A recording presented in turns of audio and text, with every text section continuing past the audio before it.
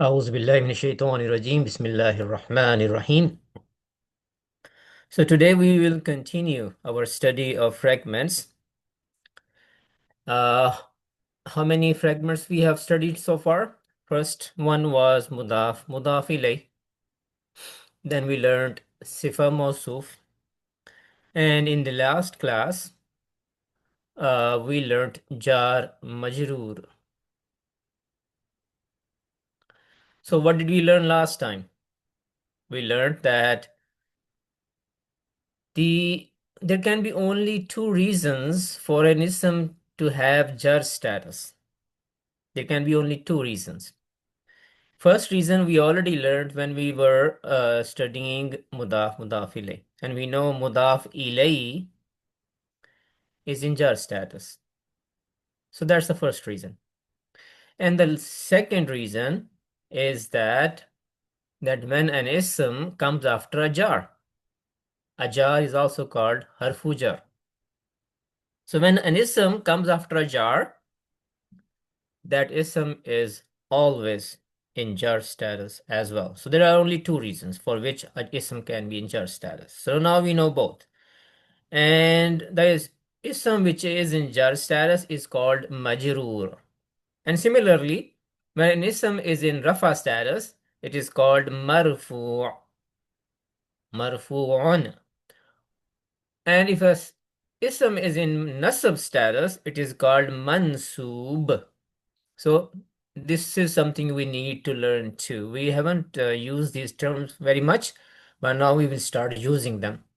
So again, if an ism is in jar status, it is called majrur. That ism is called majrur. And there are only 11 jar which are used in Quran, and we went over them, and we memorized, hopefully most of you have memorized it already. And then we learned the use of these jar in Quran. For example, over here, it's a very famous ayah. Salamun hiya hatta matla'il fajr. And hatta is one of the jar. So, and that is why you see it is matla'i. Matla'i. And therefore, hatta is a jar. Matla'i is majrur, and this is a fragment called jar majrur. Now you see matla'i is light. It doesn't have al with it. And al-fajri is in jar status. So matla'i al-fajri is actually a mudaf ilayh, which we have already learned. So therefore, al-fajri is also in jar status. It is also majrur, but because it is mudaf ilayh. It has nothing to do with hatta. All right. So this is what we learned in the last class. And now we are going to start our next fragment. Next fragment is called Ismul Ishara Musharun Ilay. Ismul Ishara Musharun Ilay. You know what is Ismul Ishara? I believe when we were learning flexibility, there we mentioned, we learned Ismul Ishara as words which are non-flexible. So there are Ismul Ishara which are used for something near. So Ismul Ishara are used to point to something. They are called pointing nouns in English. If you're pointing to something near, you will use haza for masculine and haulai for plural. And hazani, hazaini, hazaini is for dual. So haza is rafa, nasab, and jar. At the same time, could be rafa, could be nasab, could be jar, and its use will tell us what status it has. And then we have table for feminine gender, hazihi. But you see, haulai is the same. The plural is the same for masculine and feminine. So I had requested, after the last class that everybody memorize these tables, these four tables. The two tables for near, pointing to something near. Haza, hazani, hazaini, hazaini, haulai. Hazihi, hatani, hataini, hataini, haulai. This is the way you can tell me this table.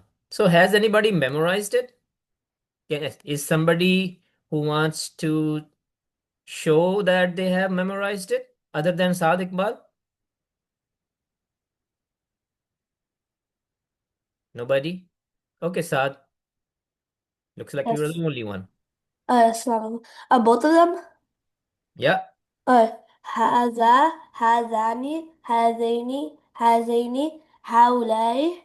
And then for feminine, هذه هاتان هاتين هاتين هؤلاء. All right. Good. Thank you, Saad. So after this is for Qreeb, for near. Hmm? Then we learn the Asma'ul Ishara. Asma is just a plural of ism, huh? Asma'ul Ishara. For pointing to something which is far. Hmm? Okay, Saad, you memorize these ones as well or no? Saad? I I think I can do it. Okay, go ahead. ذلك ذلك ذينك ذينك أولئك. And then tilka tanika tainika tainika and ulaika. Yeah, good. Good job, Saad. Uh, Thank you. So zalika, when you're pointing to something and that thing is masculine, then you use zalika, not haza, rather zalika. And the plural is ulaika. And again, zalika is non-flexible, so it doesn't change its shape with respect to its status. It can be in any status, rafa, nasab, or jar, but it will not change its. It will not show its status. And then tilka. Tilka is for feminine, and the dual is tanika, tainika, tainika, and ulaika. Again, you see the plural is the same, which was the case for the tables for pointing to something near. The plural was haulai. Over here, it is ulaika. These words are used in Quran very often, singular and dual. Sorry, singular and plural. Dual are very seldom used. So at least you need to know haza, haulai, hazihi, haulai, dhalika, tilka, and ulaika. At least this is the minimum requirement. But if you could memorize the whole table, that is great. Okay, so if you haven't memorized it yet, please, you still have time. You can memorize it. Otherwise, we keep moving forward. There are other stuff that you have to learn, and then you never have the time to do this. So you still have time. Memorize these tables, these words by heart. Okay, let's move forward. You see, I have um I'm showing some fragments. They are in English language. This book, that book, those two boys, those men, these girls. So the first word is used to point, and the second word is to whom it is used to point to. Okay, this house, for example, there is a house and somebody's pointing to it and saying this house. The word this is used to point, and house is the one that is being pointed to. So the first word, the word which is used to point is called ismul ishara. You already know this. The then and the one that is being pointed at is called ism musharun ilay. Musharun ilay. So the house over here is musharun ilay. That's all it is. It is that simple. At least in English language. Now, let's translate this into Arabic. So you know already, because house is a masculine, its Arabic is baytun. Baytun is a masculine word. Hmm? So haza means this, used for masculine. So haza is the word that we could use to translate this house. Hmm? So if we just put the words together, it will be haza baytun. This should mean this house. This should mean this house. But does it? Hmm? Brother Imran Rahman, what do you think? Should this mean this house? What do you Uh, think? I think it should be proper. Yeah. So what does this mean then? If it doesn't mean this house, then what does it mean? Uh, this it would mean This is a sentence. I can give you a hint. house is this? Simple. This is a house. Haza baitun means This is a house. this is a house. There is no word for is over here. Arabs don't use it. So haza is separate from baitun, and in there the gap we can use the word is. Sometimes you have to use are or am, for example. So this is actually not even a fragment. We are learning fragments. Yeah, this is a This full is sentence. not a fragment. This is a full sentence, complete sentence. And it means this is a house. So now you are saying something about the fragment. So how we can change this into a fragment, Brother Imran? We put the word al for baytun so that it Yeah, so becomes you a had some proper. previous knowledge. So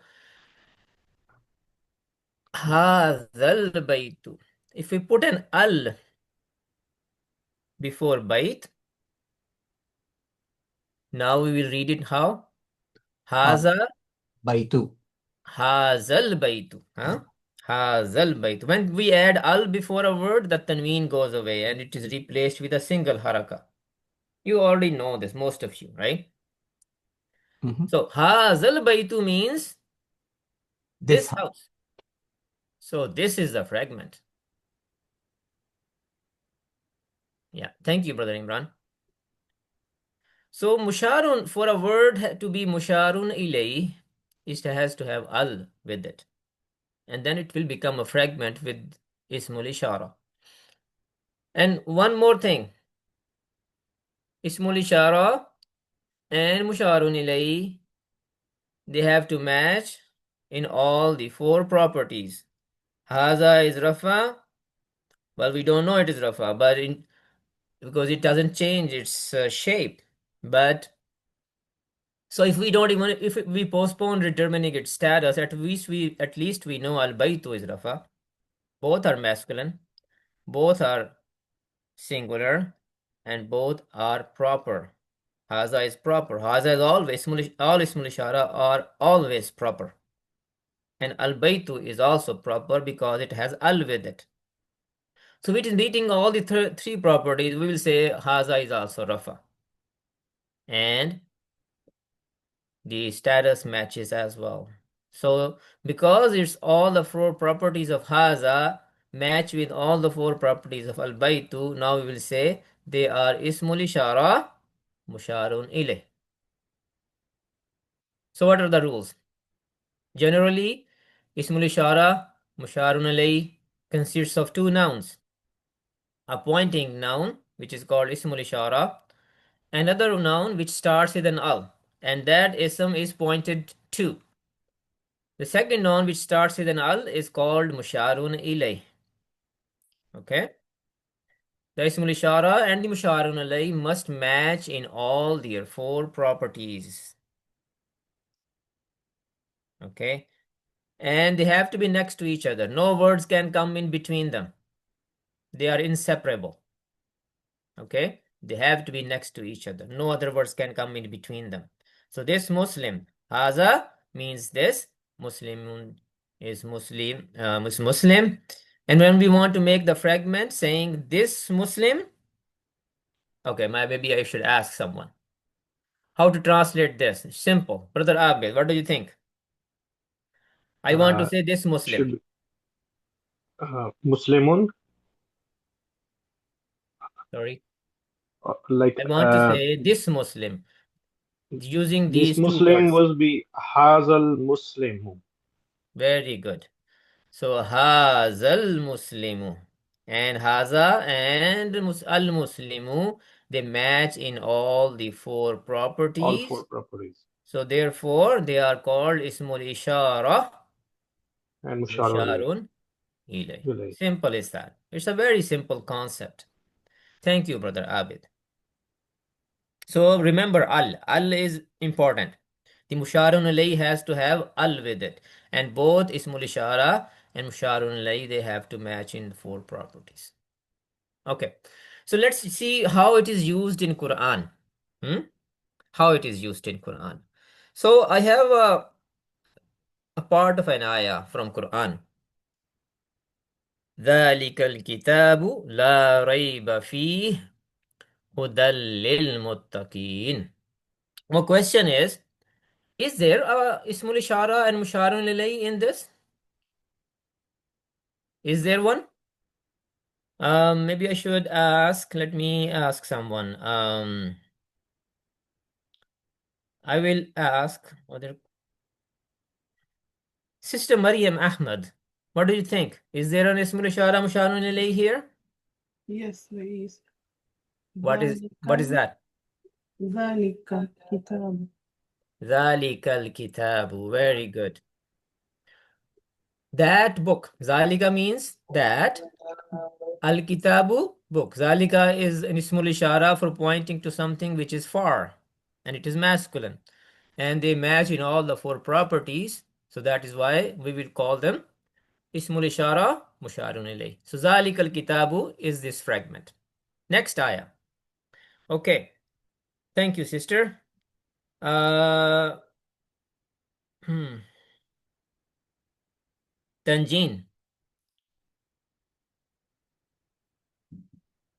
Tanjeen, you are there? Assalamu alaikum. Wa alaikum salam. Is there an Ismul Ishara Musharun Ilay in the next ayah?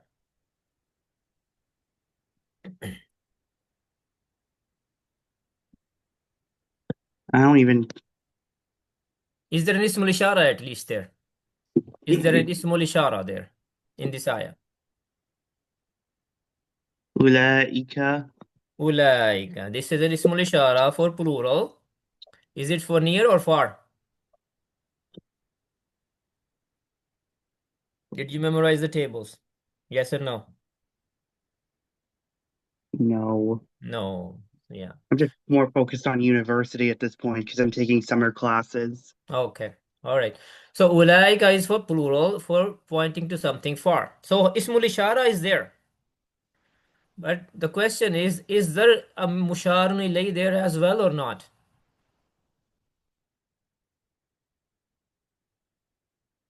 No, there is not. Because there is no word with al. It's ala, hudan, min, rabbihim. And there is ulaika again. But there again, there is a word in between. I told you there is a word after it which has al with it. But there is a word in between.